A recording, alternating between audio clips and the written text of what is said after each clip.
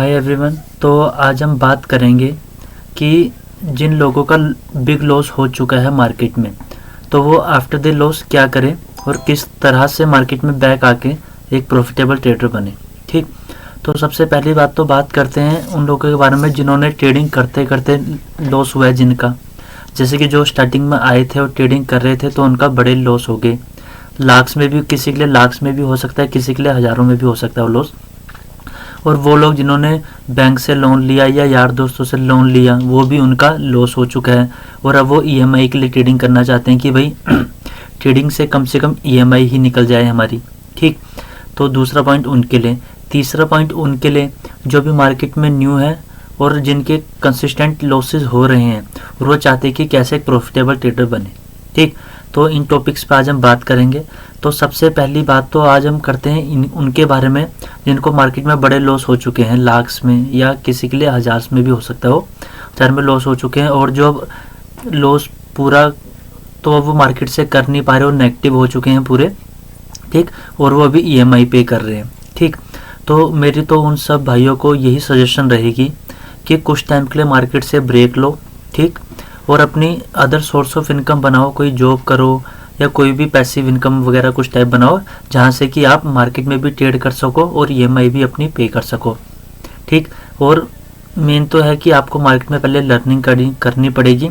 एक बात याद रखना, जितना भी आपने पुराना सीखा है उससे आप प्रॉफिट नहीं कर पा रहे, सीधा साफ सा मतलब है या तो वो स्ट्रेटेजी आपकी काम नहीं करती या उसके यहाँ तो आपकी साइकोलॉजी मैच नहीं हो रही। ठीक, तो पहला पॉइंट तो ये। तो उनके लिए सिर्फ यही सजेशन रहेगी मेरी जो मार्केट में बड़ा लॉस कर चुके हैं। तो पहली सजेशन उनकी यह है, कोई जॉब करें, वहाँ से 10-15% निकाल कर मार्केट में लगाएं और सीखने आइए। ठीक है, मतलब अगर आप पहले दिन से ही कमाने आओगे तो आप यहाँ कभी भी प्रॉफिटेबल नहीं हो पाओगे। कम से कम मार्केट को 1 ईयर 2 ईयर तो कम से कम आपको देना पड़ेगा सीखने के लिए।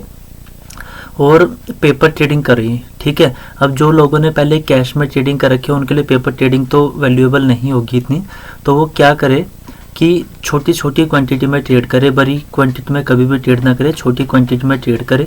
ओके, तो और जिन लोगों, मतलब मैं अपने हिसाब से नहीं कह रहा हूँ, मैं जो मुझे कमेंट आया था अभी कुछ दिन पहले, तो मैं उस बेस पे कह रहा हूँ जो अपनी ईएमआई पे कर रहे हैं, तो मैं तो उनको साफ सीधी बात ये कहूँगा कि मार्केट में 5-6 महीने के लिए कम से कम रेस्ट करें और सिर्फ पेपर ट्रेडिंग पर काम करें।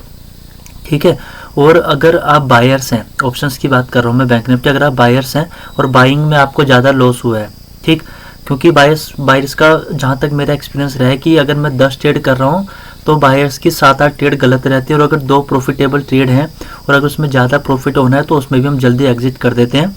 तो मेरी उनसे यही सजेशन रहेगी, मार्केट से 6-8 महीने के लिए दूर रहिए, थोड़ा कैपिटल इकट्ठी करिए और ऑप्शन सेलिंग में आइए।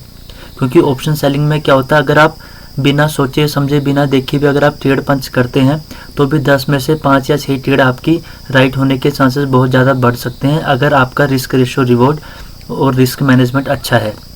ठीक है, तो मेरी तो यही सजेशन रहेगी, जिनका बायर्स में कुछ नहीं वो सेलिंग की तरफ मूव कर सकते हैं टाइम के साथ सीख कर। और यूट्यूब पर बहुत से चैनल हैं जो आपको ऑप्शन सेलिंग के बारे में सिखाएंगे। ऑप्शन सेलिंग आप वहाँ से सीख सकते हो और आपके कोई भी डाउट्स है तो आप कमेंट कर सकते हो, मैं उनका आपको ज़रूर रिप्लाई करूँगा। और ये वीडियो अगर वैल्यूएबल रही हो तो ज़रूर इसको लाइक करना और चैनल को सब्सक्राइब करना। Thank you so much.